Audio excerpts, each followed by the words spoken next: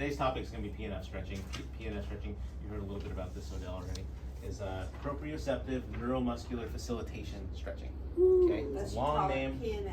Yeah, call it Pnf. That's why we call it Pnf. It's a long name. But it's different than the other two types of stretching that there are. There's active stretching and there's static stretching. Okay, you know static stretching the best because everybody does. You know, the regular old static stretching where you're, you know, just reaching down, stretching, you know, this sort of thing. Active stretching is more like dynamic, and so it's adding motion into the stretch. And a good one for that is one that Crystal actually taught us the other day. We're on the floor, you know, we're stretching this way, we're moving and we're stretching. Those types are active stretching or dynamic stretching. Pnf stretching is different because it gives us improved range of motion. It also improves athletic performance, and it improves strength and power in the muscles. Okay, and how it's different is it's a contract and release type of method of stretching. Okay, where we will load the muscle. First of all, we'll start with stretching the muscle, and then we load the muscle by contracting it, and then we re-stretch. And so doing that repetitively for 3 to 6 repetitions, it increases range of motion. Let's go, guys. So you guys aren't too late. We just barely started. Okay. We're talking about Pnf stretching is our topic tonight. Okay, and it's a contract and release type of method. It's different from like the static stretching and different from like active dynamic stretching where you move and stretch. Okay, so Pnf stretching, we'll start with the calves. Okay, and so there's a couple ways that we can do this. We have limited resistance bands, but if you have like a belt on, you can use that. But the idea behind it, maybe we'll do it up against the walls, since we have more wall space than we have resistance bands. Okay, so I'm going to show you a nice, easy calf stretch that we're going to start to do. Okay, so I call it the wall push, where we're going to extend one leg out like so, okay, and with the other leg almost in a lunging position, and then you push against the wall and you should feel a stretch in the calf there. Yep. Okay, everybody feel that stretch there? Mm-hmm. Okay, and then the Pnf part of it is we're going to bring the foot forward, so we're stepping, and we're going to contract the calf muscles by lifting them up, standing up on our tippy toes. So that's contracting the muscle for about 6 seconds or so. 6, 5, 4, 3, 2, 1, and then go back into that calf stretch there. And so you should feel the calf be able to stretch a little bit further than you did before. Okay. And then you repeat that same thing. So about stretch for about 10 seconds. Repeat that same thing. Go back up on your tippy toes. Contract the calf muscle. Okay. For about 6 seconds. 6, 5, 4, 3, 2, 1. And then go back into that stretch. And again, you should be able to get even more stretch out of the calf. Okay. Pnf stretching is really cool because you can apply it to pretty much any muscle. Okay. Next, we'll move to the hamstrings. This one is best with a partner. Okay. So, Hi. it's best. Let's can we pull that table out so I can demonstrate it on somebody? Okay. Over here. Yep. Okay. And so this is a hamstring Pnf stretch. Okay. So we'll start with the right leg. Okay. With all of these stretches, we're going to stretch symmetrically, right and left side. Okay. And so I'm just going to bring your leg up here for you. Let me know when we get to maximum stretch in the hamstring here. Okay. Yeah. Up there. Yeah. Okay. So we're going to stretch here for about 10 seconds. 1, 2, 3, 4, 5, 6, 7, 8, 9, 10. Here's the Pnf part of it. I'm going to let off about 5 degrees, and I'm going to have her push her heel into my shoulder. So go ahead and push down as hard as you can. She's contracting the hamstring muscle right now. About 6, 5, 4, 3, 2, 1. Okay, go ahead and relax. Now we're going to re-stretch. Okay. Notice you got a little bit more range of motion there. You can go a little bit further. 10, 9, 8, 7, 6, 5, one.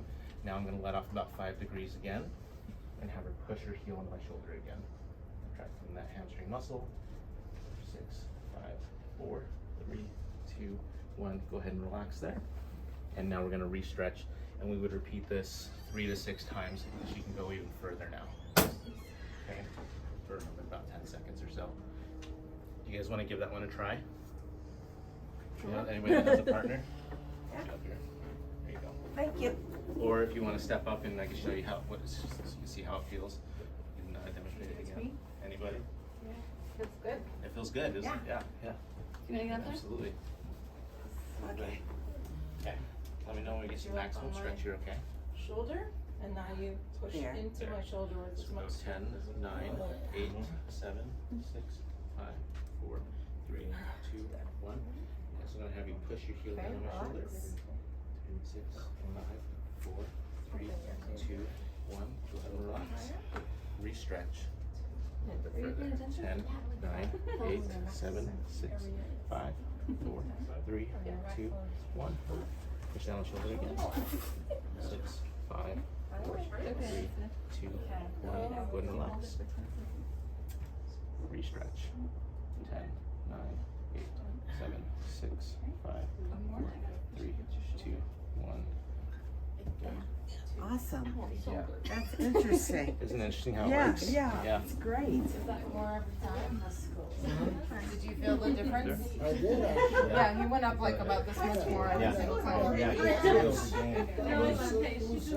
Yeah, absolutely. You should be able to gain a little bit, yeah.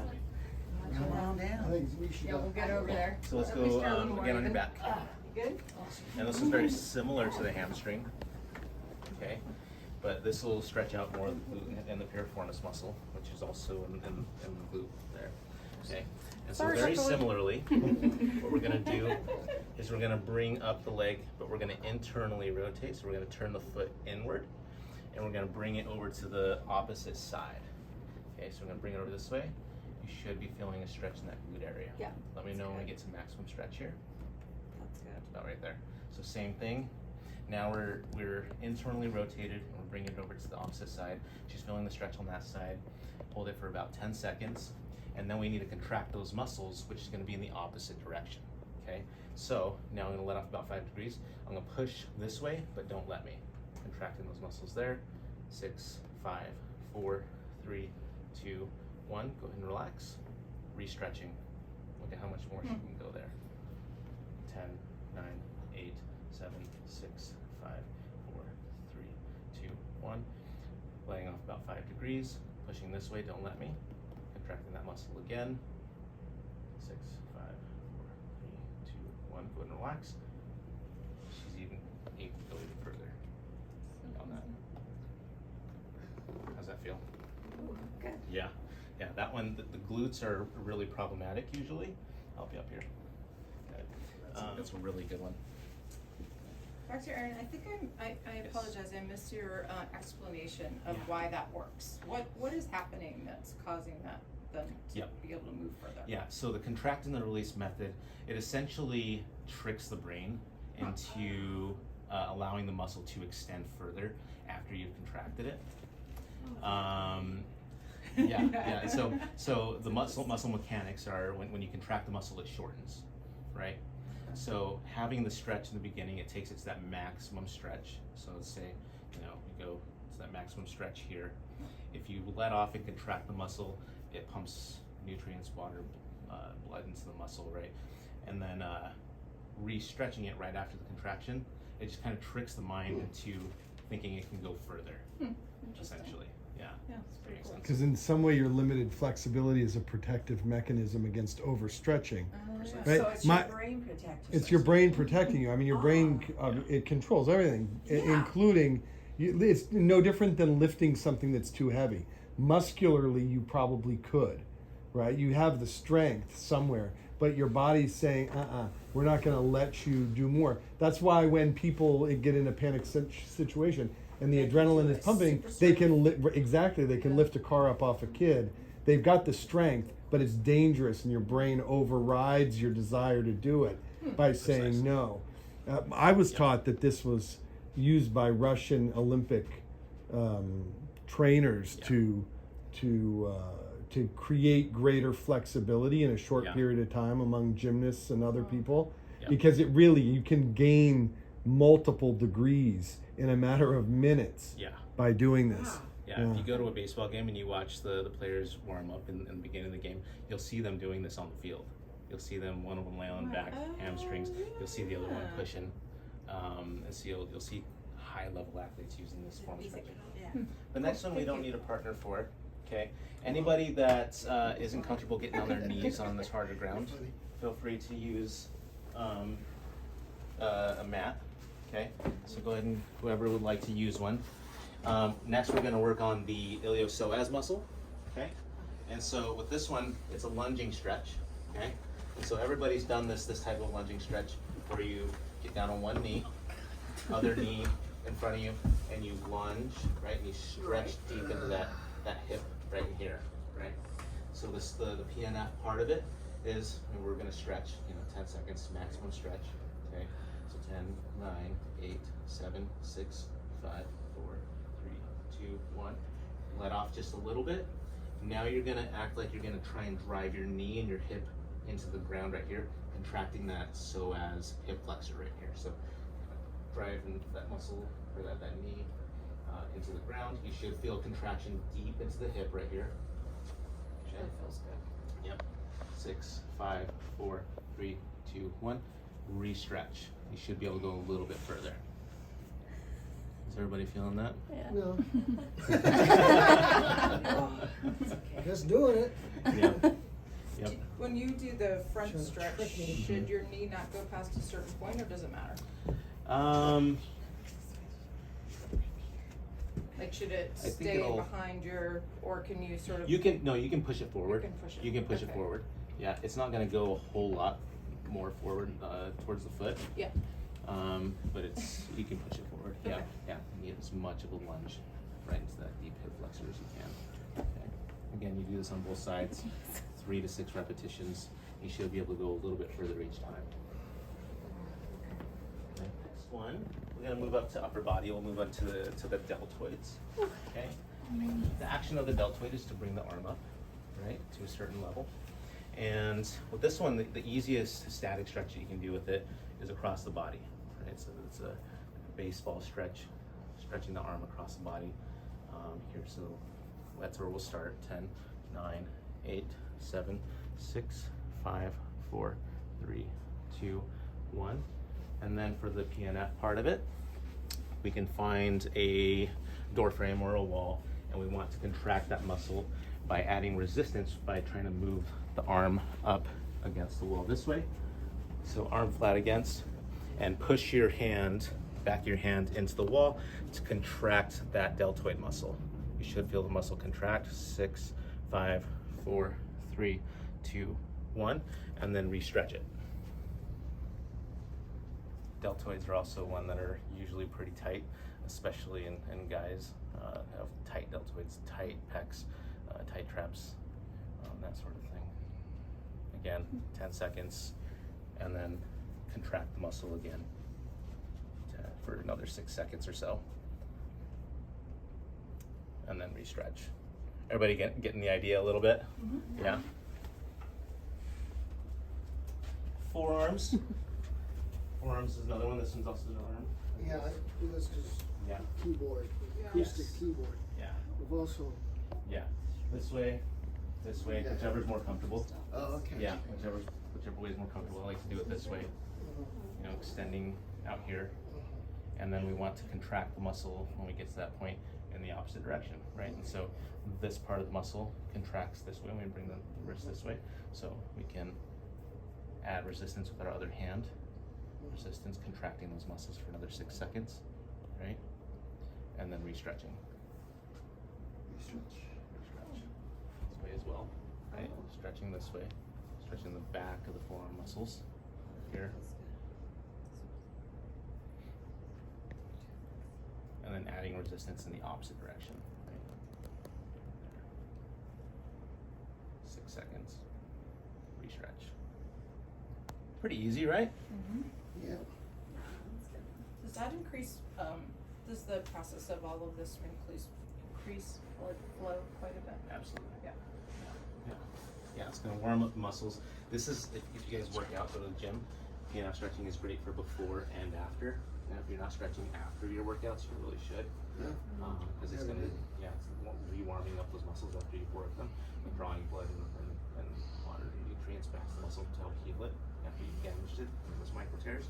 So, same idea, right? So a nice easy trap stretch is just bringing the head over to the side, not pushing it too much, not hurt it too much. The key with this one is if you want to keep the shoulder down, right? Not raise the shoulder up like this, which is a common mistake. So shoulder down. Sometimes I tell my patients, put your hand in your pocket, right? Keep your hand there. Stretch, pushing the head in that direction. 6 seconds. Not too hard. And re-stretching.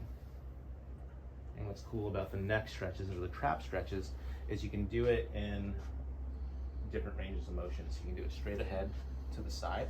You can turn the head about 5 degrees, stretch that way. Turn the head about 5 degrees more, stretch that way. And then what I call the Michael Jackson stretch, where you're all the way this way. And you're tipping the head down like that. So, make sense? Awesome, guys. Any questions?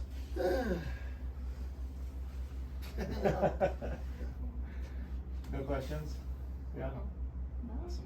I didn't know it'd be cool to do this afterwards too, because usually I was told to do it before, so do it before and after. So Absolutely. Yeah. How So you is there doing? something Yeah, cool good. you can do like that for jaws? Jaws. Would be a way to like Mhm. emulate that for your jaw. Because we hold Yeah. a lot in our jaws. Oh yeah.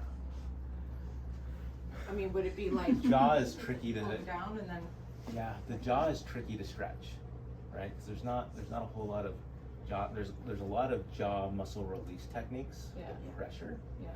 A lot of jaw tension comes from the pterygoid muscles that are actually inside the cheek, and then all the masseter muscles right here, and the chewing muscles in here.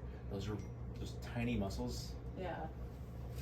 more Too or tiny less. to- Yeah, probably too tiny because you can't really stretch them out. And if you do, it's probably going to hurt the jaw a little bit more. Right? Okay. You're trying to stretch the jaw out as much as you can.